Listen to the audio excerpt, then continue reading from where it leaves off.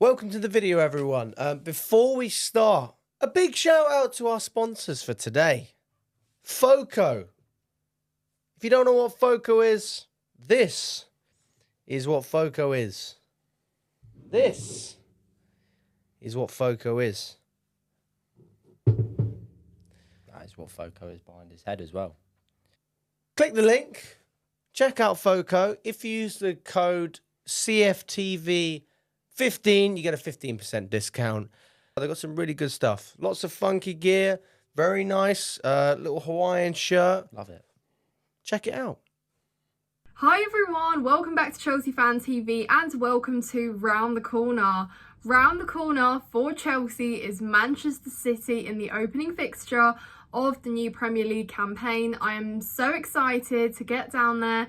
Stamford Bridge will be rocking. First game is always a boost, a lift. You don't know what to expect. You've just had pre-season. We're unpredictable. It's hard to really say how Chelsea will perform probably until we've played at least 5 or 6 games, and regardless, I'm excited. It's been turbulent, it's been turmoil, it's been dramatic, but that's just nothing short what we expect of Chelsea.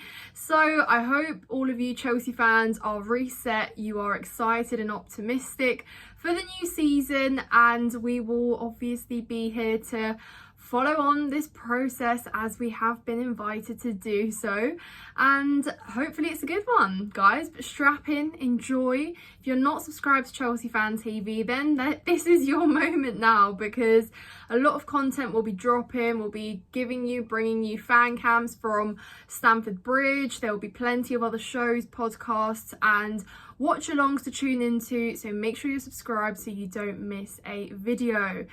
So guys, round the corner then for Chelsea. Manchester City is always a interesting game. Last season we almost beat them twice, and they were probably, well, the one at the Bridge was certainly one of the most thrilling games I've been to in person, and we lost in the FA Cup semi-final. Could have won, should have won. There was a lot of what-ifs, but it was a step up from losing, 4 times to them the previous season.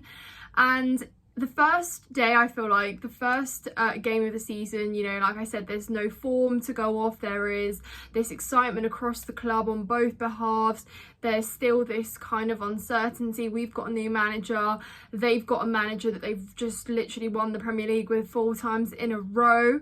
And yeah, Pep versus Maresca, obviously the narrative is there. I'm sure you guys have all seen the graphics. It's going to be interesting. And we've just heard Pep say that Chelsea fans should give Maresca time.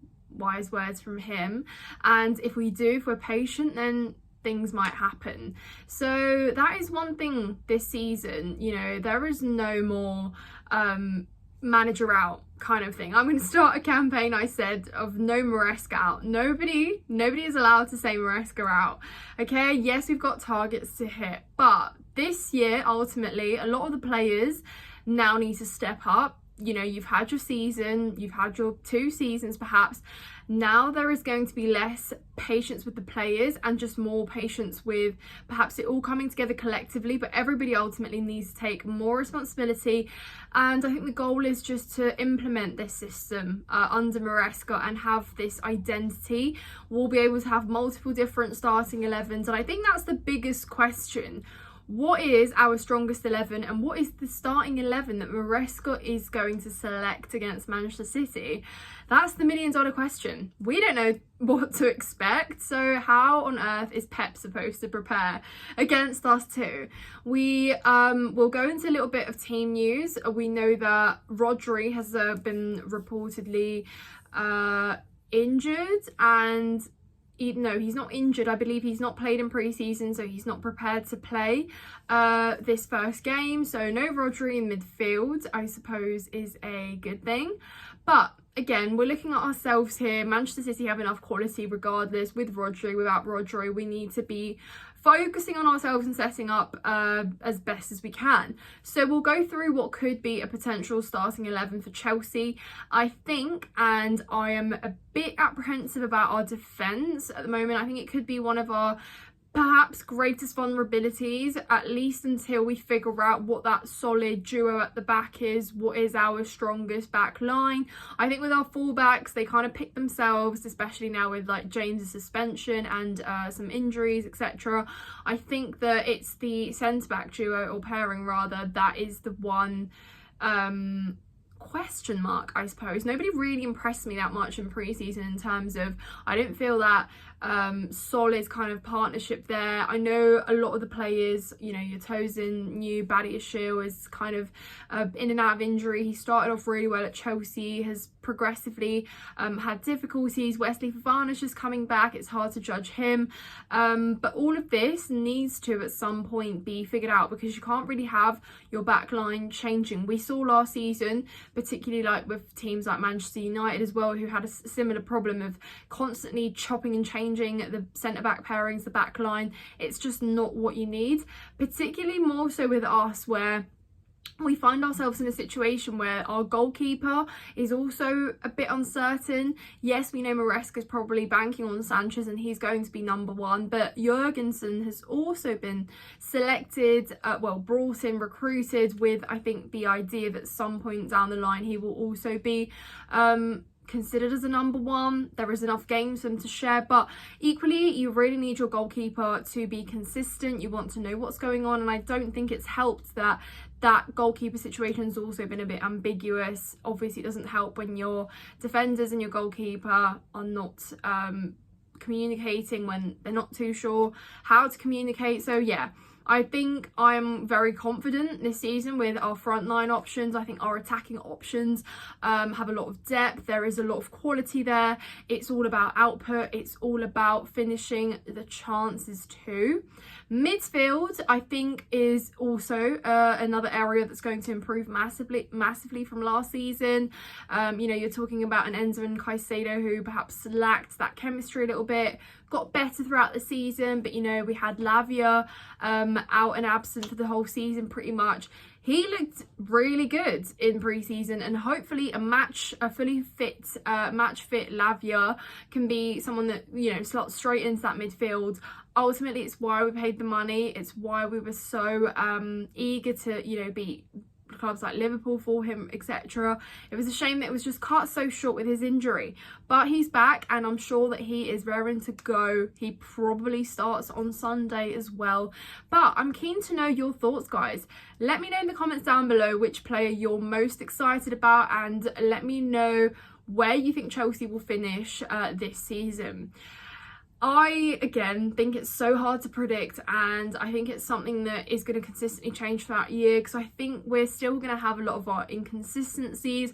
For me, I just want us to really strengthen that defence and be able to, again, play like a team, have that cohesion, and not kind of win games with a freestyle that we kind of had on Pochettino last season.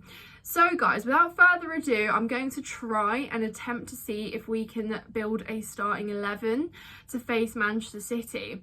Now, I don't fear Man City. I don't fear them on the first day of the season. I think it's a great time to go out there and try and get 3 points. I think it's an advantage that we're at home.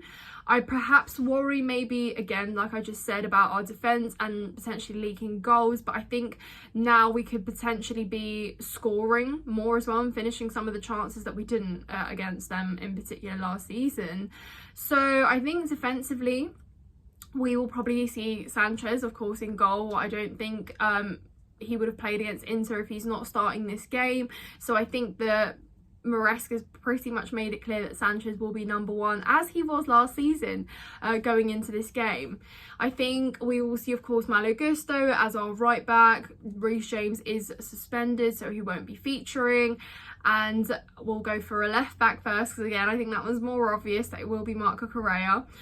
Now, the centre-back pairing is the one that's the big question mark. I think that Maresca, if I've got my Maresca thinking cap on, he might pair Wesley Fofana with Levi Colwill, purely because, again, Wesley Fofana is another player that we'll be pushing to see more and more of. He's been a Chelsea player, but in my head, he's like a new arrival. He has not played. He's been in the medical room. So I think that it probably goes for him to start and at least see what he can do, particularly in the Premier League. And again, it's experience there. He's had that experience and we're just still waiting to see it unfold. Levi Colwill, I think again his the fact that he was kind of played as a left back for the majority of last season really hindered his game. We'll see how he develops in that natural position that he does prefer to play in now, of course. And I think ahead in midfield it might be a situation that we do finally see Enzo, Caicedo and Lavia. Or, depending on how we set up, I think we could see Enzo and Caicedo alongside with each other, and perhaps see Nkunku maybe sort of in attacking midfield, because I think that with Pedro Neto arriving, with obviously having Cole Palmer, and we've still got options like Sterling, like Mudryk on the left, you've got Madueke on the right, and it's a welcome problem to have. It's a good problem to have where you've got a lot of depth. But equally, I think and I worry that Maresca might at some point, or I hope maybe not on Sunday, go for Nkunku to play through the middle and perhaps be that kind of striker. It's not my preferred position for him. I would much prefer to see him in the role of a playmaker. Could potentially play on the wing, but again, I don't think he will. I think, and from what I've gathered, Maresca saying in his press conference that Pedro Neto is fit to start and he could be available. Does he start is the question. I think he probably could, and if he does, I think he'll start on the left with Cole Palmer on the right, of course. That is a non-negotiable. That's Cole Palmer's position. And again, when you've got such a versatile player or winger like Neto that can play on both sides, God, I just hope that he continues his form and he doesn't get injured. That's just my main hope with Pedro Neto. But I'm really keen to see him at Stamford Bridge in a Chelsea shirt. Definitely, probably 100% is the most exciting signing of the season, well, of the summer so far. It caught me off guard, didn't expect it. We weren't really heavily linked with him, but it's a good signing if he stays fit and replicates the numbers. I'm still haunted by what he did to us in February at Stamford Bridge. So hopefully he now as a blue can help replicate that and provide us with output up front. Now the question is who starts up front, and this is where I might change actually. This is where I probably shift around, because I've just remembered that Nicholas Jackson wouldn't be starting this game. He's played 20 minutes of pre-season and you wouldn't start him against Manchester City straight away. So then that leaves you with the option of potentially playing, like I said, Nkunku through the middle, or do you go for a Mark Gill? Gill?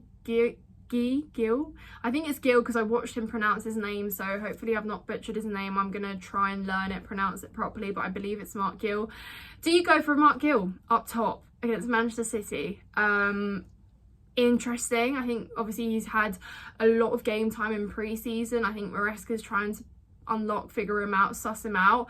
But let me know in the comments down below. Is that too risky? Is it reliable? Is it trustworthy? Or would you go for Nkunku up top situation? In that case, you could probably shift around, and it means that you could probably play Mudryk or Sterling on the left, even though again that wouldn't be favourable. It would be okay. I don't know, guys. Let me know in the comments down below. I've just been trying to figure this out, but it's interesting. I think, whatever and whoever you ask, really, Chelsea fans especially, they'll probably give you like 10, 11 different starting lineups. That's just how much we have to choose from. But yeah, equally, I just hope that we go out there and we put on a performance, that we really just start. It's a clean slate, it's a new manager, it's a new season. I'm just really excited to get down Stamford Bridge. Let me know in the comments down below your score predictions. I think, it equally could be one of those where it's a draw. I don't think that would be awful. But then again, Manchester City will be arriving at Stamford Bridge with the intent of beating us too. So hopefully it's a win, and hopefully we can kickstart this new Premier League season with a win, but time will tell. Make sure you're subscribed, guys. Make sure you've hit the thumbs up on this video. Check out my personal channel as well if you've enjoyed the video, and as always, leave your comments down below, and up the Chelsea.